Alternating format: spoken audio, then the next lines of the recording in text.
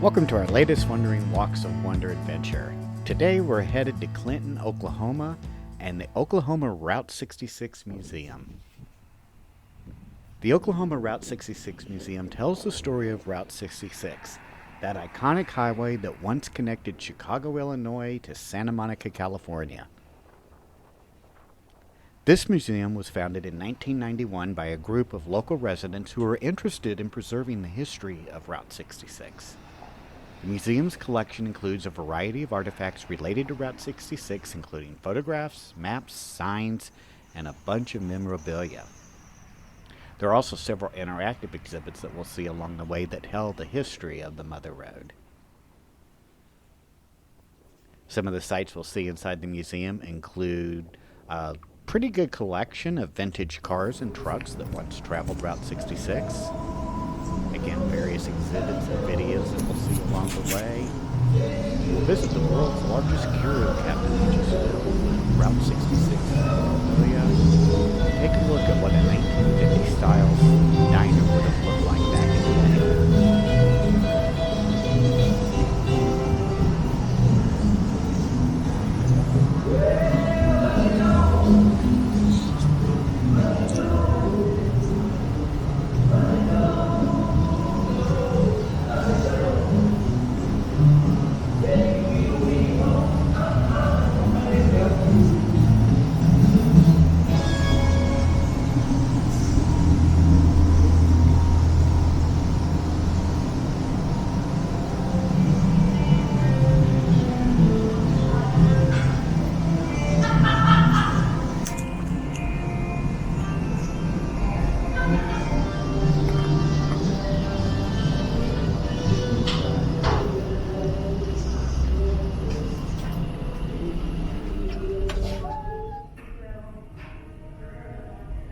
Welcome to the Oklahoma Route 66 Museum and a glimpse of the historic highway that connects the heart and soul of this nation.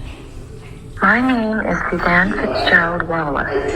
I remain an unabashed fan of Route 66, the road known as America's Main Street. I have traveled the length of Route 66 for many years, including dozens of trips with my husband, Michael Wallace, an award-winning writer and social historian.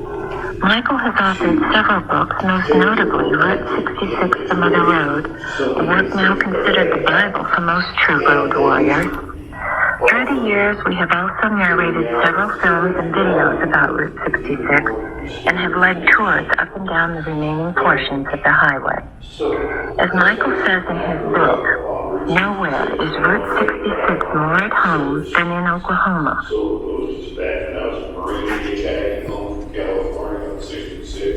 I'd see that shield, and I was like, God, I'm almost home when I was way out in California, but it just was so familiar to me. The point is, Route 66 was always on my mind. I was always aware, I knew it was all whenever the route and 18 states. I knew that.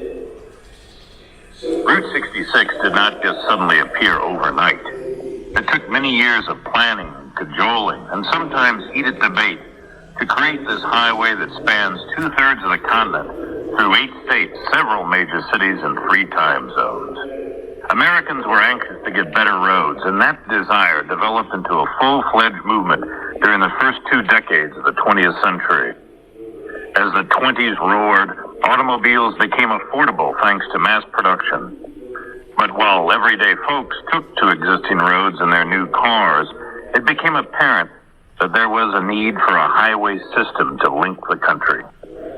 Private road clubs and associations of highway officials formed, and legislation was passed calling for highway construction. In Oklahoma, Cyrus Stevens Avery and his cohorts such as Lon Scott pushed for a federal highway to connect Chicago and Santa Monica. Shortly after the highway was christened in 1926, Cy Avery became forever known as the father of Route 66. At first, only 800 miles of the route was paved. It took until the late 1930s to pave the rest. That did not stop motorists from taking to the road in numbers so great that it soon became known as the Main Street of America. It was a madcap time, a time of hip flasks and spit curls, rumble seats and passwords whispered at speakeasy doors. America was between wars and on the wagon. In this carefree age of foolishness and crazy stunts, when we sat on flagpoles, danced ourselves silly, and swallowed goldfish, it took a marathon foot race across the country, won by a persevering Oklahoma farm boy named Andrew Hartley Payne, to really put the Route 66 name on everyone's mental map. Before the decade lost its punch and roar with a crash of 29, Route 66 was part of America's consciousness. The highway was poised for the 1930s, in an era when the nation would be asked to pay its dues. Route 66 was right there to answer the call.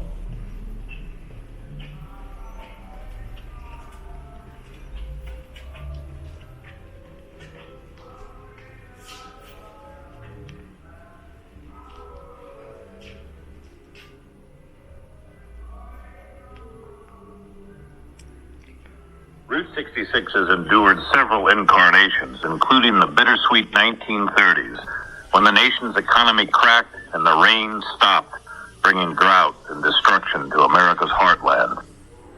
Many of you can either remember firsthand those terrible times, or else you grew up hearing stories of those tragic years that left indelible scars on the land and the people along the highway.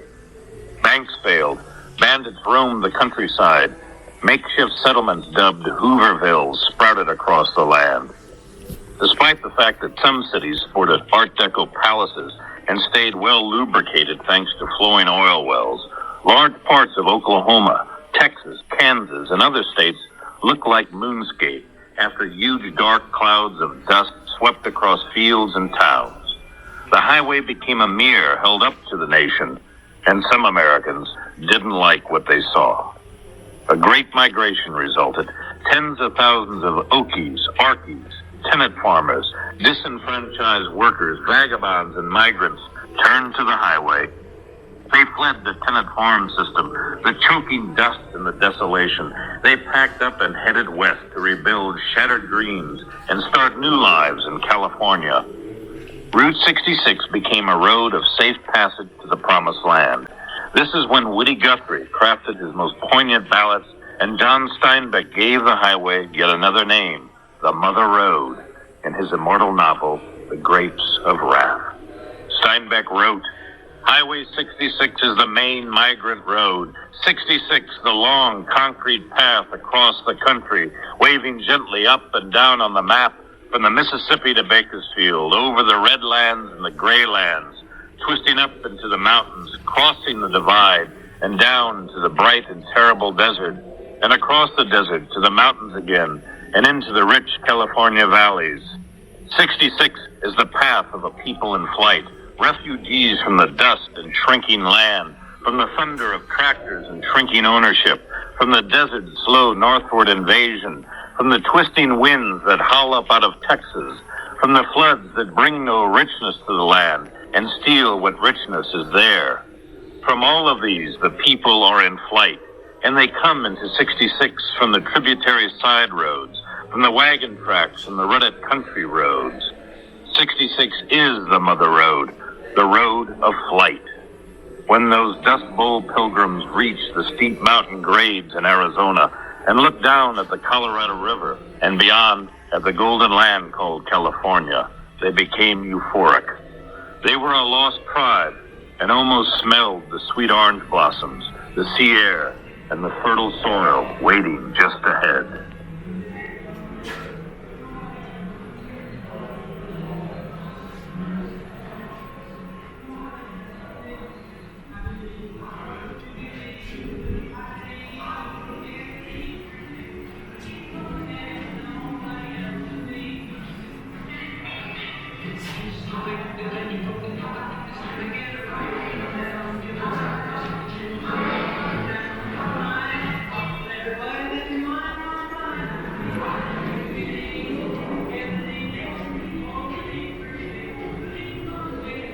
By 1941, the nation, and certainly Route 66, the road that reflected America, faced still more trials and tribulations. The hot prairie winds blowing misery and despair may have fallen silent, and the great dust clouds might have vanished. But they were soon replaced by the winds of war and the roar of tyrant guns around the world. Men, women, and children who had managed to survive the Great Depression would now be asked to endure even more. Most rolled up their sleeves and didn't blink an eye. With America's entry into World War II, manufacturers on the home front geared up for the war effort and concentrated on the production of military vehicles, tanks, and aircraft instead of sedans and products for civilians. Patriotic citizens learned to put up with gasoline rationing and a shortage of tires as America's main street became a military path. Day and night, Route 66 was clogged with troop convoys, and for years, hitchhiking GIs were scattered up and down the Mother Road. From the Great Lakes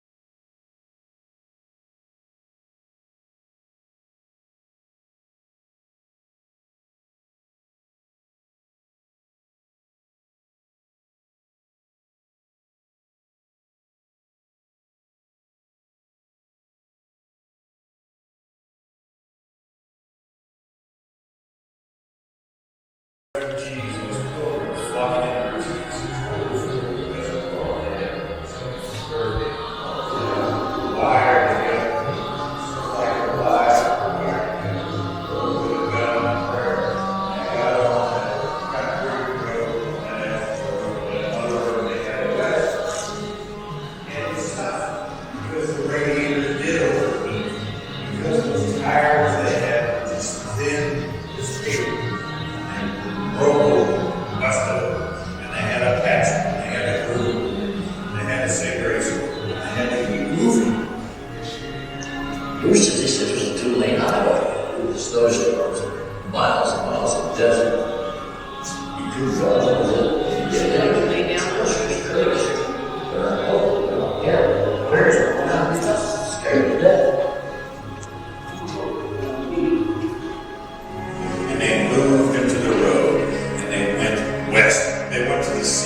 They went to fight sweet oranges. They went to rebuild their lives.